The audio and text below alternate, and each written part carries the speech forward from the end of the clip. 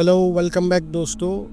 तो आज की इस वीडियो में हम समझेंगे टाइम की साइकोलॉजी के बारे में। इसको हम साइंटिफिक और स्पिरिचुअल और एक फिलोसॉफिकल एंगल से देखने की कोशिश करेंगे। साइंस के हिसाब से टाइम कोई इमेजिनरी चीज़ नहीं है, वो एक काल्पनिक चीज़ नहीं है। अल्बर्ट आइंस्टाइन की रिलेटिविटी थियरी कहती है कि टाइम स्थिर नहीं है, स्टेबल नहीं है। ये स्पीड और ग्रेविटी के हिसाब से बदल सकता है। अब जैसे कि यहाँ पर मैं आपको एक एग्जांपल दूं कि अगर आप एक ट्रेन में बैठ करके मुंबई से दिल्ली जा रहे हैं और वहीं आप एक साइकिल पर बैठ कर मुंबई से दिल्ली जा रहे हैं, तो कंपैरेटिवली आप ट्रेन में जल्दी पहुंचोगे, साइकिल पे बाद में पहुंचोगे, क्योंकि ट्रेन की स्पीड ज़्यादा है। तो टाइम में आप कंपैरेटिव साइकिल के कंपेयर में आप जल्दी पहुंचोगे और साइकिल देरी से पहुंचेगी। तो साइकिल के कंपेयर में आपने टाइम में बहुत ज़्यादा आगे ट्रैवल कर लिया है। तो इसी तरीके से एक अगर बिल्डिंग से आप एक पत्थर को फेंकते हैं और एक रुमाल फेंकते हैं, तो पत्थर जल्दी नीचे गिरेगा और रुमाल स्लोली गिरेगा, क्योंकि उनके वजन में फ़र्क है। इसलिए टाइम जो है वो ग्रेविटी के हिसाब से बदलता रहता है। पत्थर को कम टाइम लगेगा ऊपर से नीचे आने में और रुमाल को ज़्यादा टाइम लगेगा। तो अल्बर्ट आइंस्टाइन की थियरी ये कहती है, मतलब समय हर जगह सेम स्पीड से नहीं चलता। इसलिए एस्ट्रोनॉट्स के लिए पृथ्वी का समय थोड़ा सा अलग बिहेव करता है। जो एस्ट्रोनॉट जो स्पेस में जाते हैं उनके लिए जो हमारी पृथ्वी का टाइम है वो थोड़ा सा अलग बिहेव करता है। लेकिन एक मनोविज्ञान के तौर पे हम देखें, एक साइकोलॉजी के तौर पे देखें, तो ये और डीपर बात करती है कि टाइम सिर्फ बाहर नहीं है, वो हमारे अंदर भी एग्जिस्ट करता है। जब हम दुख में होते हैं तो समय बहुत हैवी लगता है, भारी लगता है। आप देखो अपनी लाइफ में, आप इसे एक्सपीरियंस किया होगा कि जब आप परेशान होते हो, जब आप दुख होते हो, तो आपको ऐसा लगता है यार टाइम बहुत हैवी लग रहा है। और जब आप खुश होते हो तो टाइम ऐसे उड़ता हुआ मालूम पड़ता है, जैसे फटाफट टाइम चला गया। यही बात है कि हमारे अंदर भी टाइम है और वही टाइम हमारे बाहर भी रिफ्लेक्ट होता है। इसी को अब हम एक स्पिरिचुअल एंगल से समझें, एक आध्यात्मिकता से समझें, तो इसकी और एक गहराई देखी जा सकती है। भारतीय दर्शन, इंडियन फिलोसॉफी क्या कहती है? काल यानी समय सिर्फ एक घड़ी नहीं है, बल्कि एक क्रिएशन और डिस्ट्रक्शन की शक्ति है। काल, इंडियन फिलोसॉफी में काल यानी समय, वो सिर्फ एक घड़ी नहीं है, एक टाइम नहीं है जो घड़ी की सुइयां चलती है, वो नहीं है, बल्कि एक कुछ चीज़ क्रिएट करने की और उसको ख़त्म करने की ताकत है। जैसे भगवद गीता में कृष्ण कहते हैं कि मैं ही काल हूँ। इसका मतलब समय सिर्फ एक सेकंड, एक मिनट या एक घंटा या एक दिन या एक कैलेंडर के हिसाब से नहीं है। वो एक अंतरिक्ष की एक यूनिवर्सल फोर्स है, जिसके कुछ साइंटिफिक और स्पिरिचुअल रेफरेंस मैं यहाँ पर आपको दे रहा हूँ।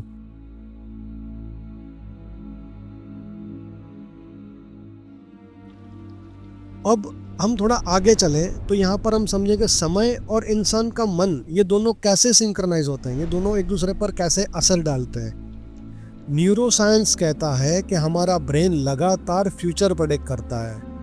हमारा दिमाग जो है, ऐसा न्यूरोसाइंस कहते हैं, हमारा दिमाग जो है वो आगे की बात को कंटिन्यूसली जो है वो प्रेडिक्ट करता रहता है, भविष्य के बारे में सोचते रहता है। यानी मन कभी भी पूरी तरह से वर्तमान में नहीं रहता, पूरी तरीके से प्रेजेंट में वो नहीं होता है, जिसको एक डिफ़ॉल्ट मोड नेटवर्क का नाम का एक ब्रेन सिस्टम हमें दिया गया है, साइंस की भाषा में कहें तो, जिससे हमें पास्ट की मेमोरी यानी पुरानी यादें और भविष्य की इमेजिनेशन में ले जाता है ना। एक ब्रेन का एक सिस्टम है जो हमें पुरानी यादें या फिर भविष्य में होने वाली कल्पनाओं में ले जाता है। इसलिए इंसान पास्ट में अफसोस महसूस करता है कि अरे वो गलत काम कर दिया था, वो नहीं करता तो अच्छा होता। भविष्य में उसे डर और एंजाइटी आती है कि काश ये ना किया होता तो अभी भविष्य में मुझे इस चीज़ को सामना ना करना पड़े। वो हमेशा इन दो फेस में रहता है। लेकिन आध्यात्मिकता, स्पिरिचुअलिटी हजारों साल से यही बात कह चुकी है। यहाँ तक कि महात्मा बुद्ध भी कहते थे कि दुख का कारण है मन का वर्तमान से दूर होना। यानी जब मन अभी में नहीं होता तब आपकी परेशानी शुरू होती है। और आप देख लीजिए, अपने जीवन में देख लीजिए, जब आप इस मोमेंट पर बैठे हो, वर्तमान में बैठे हो, तो आपके सामने कोई परेशानी नहीं होती, और अगर है भी तब आप उससे डील कर रहे होते हो, आप उसको सोच नहीं रहे होते हो। सोच तो आप सिर्फ पास्ट या फ्यूचर के बारे में ही सोच सकते हो, वर्तमान में आप सोच नहीं सकते, आप कुछ कर सकते हो। तो जैसे ही आप वर्तमान से हटोगे आपकी सफरिंग शुरू होगी। जैसे आप कल के बारे में सोचोगे आपकी परेशानी शुरू होगी। कल तो जब आएगा तब आएगा, हालांकि जब कल आएगा तब भी वो आज ही होगा, वो कल नहीं होगा। तो एक समय के इस एंगल को भी देखें तो कल कभी नहीं होता और जो बीत गया वो भी कल नहीं होता, सिर्फ जो है वो आज ही होता है और इसी से हमारा कल निकलता है, कल क्रिएट होता है। तो जब मन आपका अभी में नहीं है, वर्तमान में नहीं है, तो आप देखो कि आप परेशान हो। आप नोटिस कर लो आपकी रोज़मर्रा की लाइफ में, आप सोचो कि आप 2 घंटे बाद की चीज़ भी सोचोगे तो आप परेशान हो जाओगे। तो मतलब इस प्रेजेंट मोमेंट में तो कोई तकलीफ है ही नहीं, तकलीफ तो कल की है और वो कल आने से पहले ही आप उससे परेशान हो रहे हो। और अभी तक के रिसर्च बताती है कि 90% से ज़्यादा चीज़ जो भविष्य को लेकर जिसको हम परेशान होते हैं या डरते हैं वो कभी होती ही नहीं है, लेकिन हाँ उस चक्कर में हम हमारे आज को परेशान ज़रूर करते हैं। तो इस चीज़ को थोड़ा सा समझें, कल कभी भी आज से ही निकलेगा, वो कल नहीं होता है, वो जब भी आएगा वो आज ही होगा। इसके कुछ साइंटिफिक और स्पिरिचुअल और दर्शन शास्त्र के रेफरेंस में यहाँ पर आपको देता हूँ, अगर आप देखें तो। थोड़ा सा हम आगे और चलते हैं तो जो टाइम का प्रेशर होता है और हमें एंजाइटी होती है, इन दोनों का आपस में क्या तालमेल होता है। एंजाइटी, हमें जो डर लगता है भविष्य को लेकर, इसके ऊपर टाइम का प्रेशर जो है वो किस तरीके से काम करता है, हम इसको थोड़ा समझेंगे। जब इंसान को लगता है कि समय कम है तो शरीर कोर्टिसोल नाम का एक स्ट्रेस हार्मोन रिलीज करता है, जिसे साइंस की भाषा में हम कहेंगे कोर्टिसोल। इससे आपकी दिल की धड़कनें तेज़ हो जाती हैं, आपका फोकस जो है वो शार्प होता है। लेकिन यही अगर लंबे समय तक यही स्ट्रेस रहे तो वो एंजाइटी बढ़कर डिप्रेशन में चली जाती है, आप डिप्रेस हो जाते हो। इसीलिए आज के मॉडर्न वर्ल्ड में लोग कहते हैं टाइम नहीं है। थोड़ा सा आप समझें इस बात को कि जब भी टाइम का प्रेशर आप पे पड़ेगा ना, जैसे आपकी कल एग्ज़ाम है और आपने पढ़ाई नहीं की है तो आपको प्रेशर फील होगा, आपका टाइम भारी होगा, तब आपकी धड़कनें भी तेज़ हो जाएंगी, तब आप और ध्यान से पूरी रात बैठकर फोकस के साथ पढ़ोगे। लेकिन ये एक रात की बात नहीं, लेकिन अगर ये लंबे समय तक रहता है तो आप डिप्रेस हो जाओगे, डिप्रेशन में चले जाओगे और ये चीज़ काम नहीं करेगी। इसीलिए हम कहते हैं कि टाइम नहीं है हमारे पास, जल्दी जल्दी ख़त्म करना है। क्यों? क्योंकि आपने टाइम को प्रेशर क्रिएट करने दिया है। जब टाइम बह रहा होता है तब हम उसको नहीं समझ पाते, हम आगे इस बात को समझेंगे।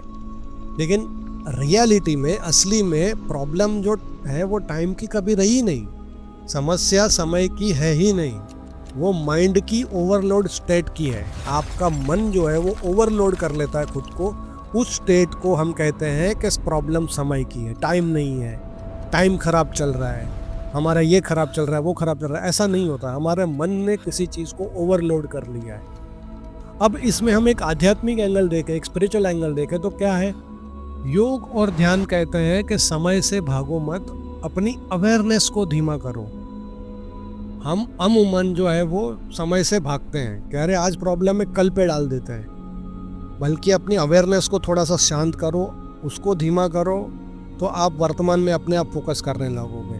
क्योंकि आपकी जो चेतना शक्ति, आपकी जो कॉन्शियसनेस है, जब वो शांत होती है तो समय का प्रेशर आपको कम महसूस होता है।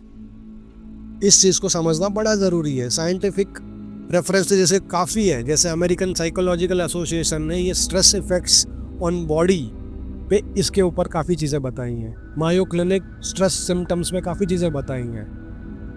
पतंजलि योग सूत्र में योगा और फिलोसॉफी के बारे में इसी कॉन्टेक्स्ट में काफ़ी चीज़ें बताई, जिसके कुछ रेफरेंस इस तरीके से हैं। राइट, अब थोड़ा सा हम समझें कि टाइम इंसान को बदलता कैसे है। विज्ञान क्या कहता है कि ब्रेन प्लास्टिक होता है, यानी हमारी आदतें धीरे धीरे हमारे दिमाग के स्ट्रक्चर को बदल देती हैं, हमारे ब्रेन के स्ट्रक्चर को बदल देती हैं। इसे न्यूरोप्लास्टिसिटी कहते हैं, डॉक्टर की साइंस की भाषा में इसे न्यूरोप्लास्टिसिटी कहते हैं। अगर इंसान रोज नेगेटिव सोचता है तो उसका ब्रेन उसी दिशा में स्ट्रांग होने लगता है। डेली गलत सोचना, गलत अप्रोच रखना, गलत बोलना, नेगेटिव बोलना और उसी तरीके से सोचना, तो स्लोली आपका जो दिमाग है उसी दिशा में बनने लगता है।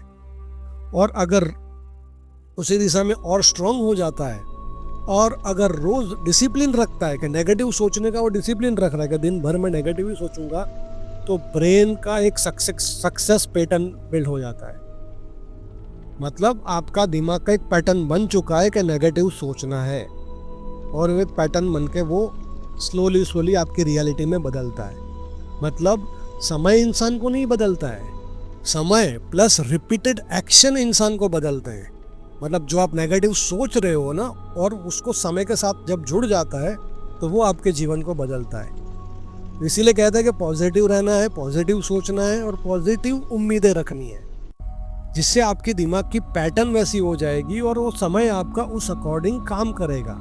यहाँ पर स्पिरिचुअलिटी भी यही कहती है कि कर्म रिपीट होते हैं, मतलब जो एक्शन रिपीट होते हैं। अगर आप नेगेटिव सोच रहे हो तो आप काम भी नेगेटिव करोगे, और नेगेटिव काम रिपीट होते हैं तो वो आपके संस्कार बन जाते हैं, और जो संस्कार आपके बनते हैं उससे आपका चरित्र, आपकी पर्सनालिटी बन जाती है। तो फिर हम बोलते हैं ये इंसान बुरा है, ये बुरा काम करता है, ये नेगेटिव है, ये हमेशा अच्छा बोलता ही नहीं, ये हर चीज़ में एक नेगेटिव एंगल ढूंढता है। तो जो आप कर्म कर रहे हो ना, वो भी पॉजिटिव होने चाहिए, जो आप, क्योंकि वो रिपीट करोगे। जैसे कि एक क्रिमिनल होता है, वो पहले एक खून करेगा, फिर उसको बचाने के लिए दूसरा मर्डर करेगा, फिर वो झूठ बोलेगा, फिर वो और गलत काम करेगा। ये काम उसके रिपीट होते जाएंगे और ये उसके संस्कार बन जाएंगे, और वैसा ही फिर उसका चरित्र बन जाएगा। एक दिन बोला जाएगा कि ये क्रिमिनल है, ये टेररिस्ट है। तो ये चीज़ों को कर्म करते टाइम हमें इस चीज़ के लिए बड़ा ही सजग रहना है कि जो हम काम कर रहे हैं वो कितने हद तक हमारे लिए पॉजिटिव है और लोगों के लिए पॉजिटिव है। क्योंकि जो चीज़ आप बाहर अपने टाइम में जो चीज़ आपके टाइम में बनेगी, वही चीज़ आपके स्पेस में भी क्रिएट होती है। मतलब इसको एक आसान भाषा में हम समझें तो अगर आपको आइसक्रीम खाने का दिल कर रहा है तो आप आइसक्रीम खाने जाओगे, लेकिन सबसे पहले आपका आइसक्रीम खाने का मन हुआ है तो आपके टाइम में पहले आइसक्रीम आई है, उसको अब आप स्पेस में लेके जाओगे। तो इस चीज़ को बड़ा ध्यान रखना है कि जो आपके अंदर चल रहा है वो सकारात्मक होना चाहिए, वो प्रोग्रेसिव होना चाहिए। इसके लिए काफ़ी सारी हार्वर्ड की भी कुछ रिसर्च है, यहाँ पर मैं आपको बता रहा हूँ। जेम्स क्लियर की भी एक हैबिट्स कंपाउंड ओवर टाइम, इस किताब में भी काफ़ी सारी रेफरेंस हैं। भगवत गीता में कृष्ण के कर्मयोग इसी के ऊपर आधारित है, पूरा कर्मयोग इसी के ऊपर आधारित है। और वेदांत फिलोसॉफी में भी संस्कार में इन्हीं चीज़ों के बारे में काफ़ी बताया गया है। अब थोड़ा सा और हम आगे चलें कि समय का सबसे बड़ा भ्रम, समय का सबसे बड़ा इल्यूजन क्या है। जब हम यंग होते हैं, जब हम जवान होते हैं, तो उम्र में हम सोचते हैं कि अभी बहुत समय है। उस उम्र में हम सोचते हैं कि बहुत अभी समय बचा है।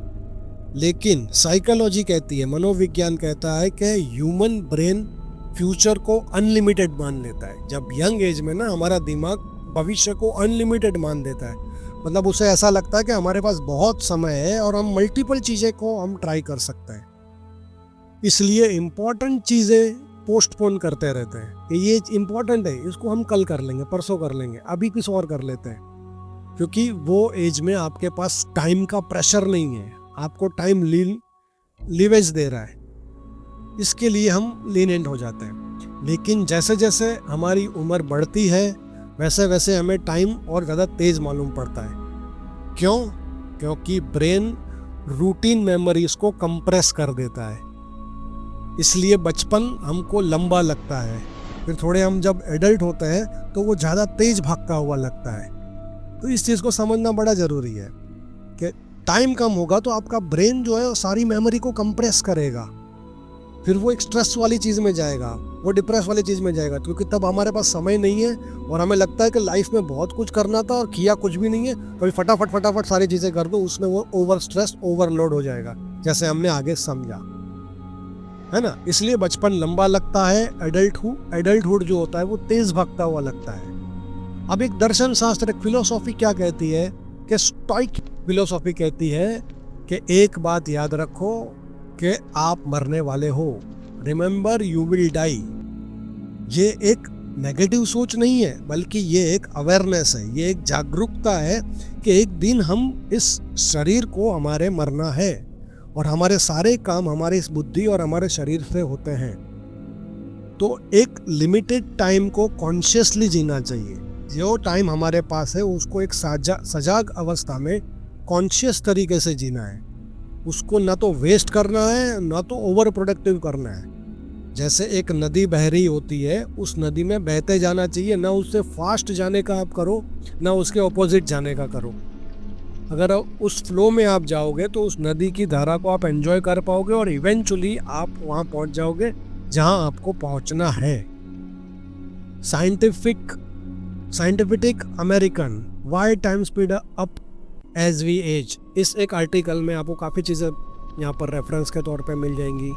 वेरी वेल माइंड नाम के एक साइकोलॉजी ऑफ टाइम में काफ़ी सारी चीज़ें आपको मिल जाएंगी जिसके कुछ रेफरेंस यहाँ पर हैं। स्टोइज्म फिलोसॉफी में काफ़ी चीज़ें मिलेंगी और भगवत गीता में ऑब्वियसली इम्पोर्टेंस ऑफ लाइफ और भगवत गीता में आपको इसके काफ़ी रेफरेंसेस मिल जाएंगे। तो यहाँ पर हमने टाइम की साइकोलॉजी के बारे में कुछ हद तक समझा। हालांकि ये टॉपिक ऐसा है कि जिस पे हम बहुत लंबा सेशन कर सकते हैं, तो किसी दिन हम लाइव सेशन में इसके ऊपर लंबा डिस्कशन करेंगे, लेकिन इसकी एक ग्लिम्स, इसकी एक पैटर्न समझने के लिए मैंने कोशिश की कि मैं आपको शॉर्ट में अच्छे से समझा पाऊँ। आई होप आपको ये पसंद आया होगा। I appreciate your time. Thank you very much.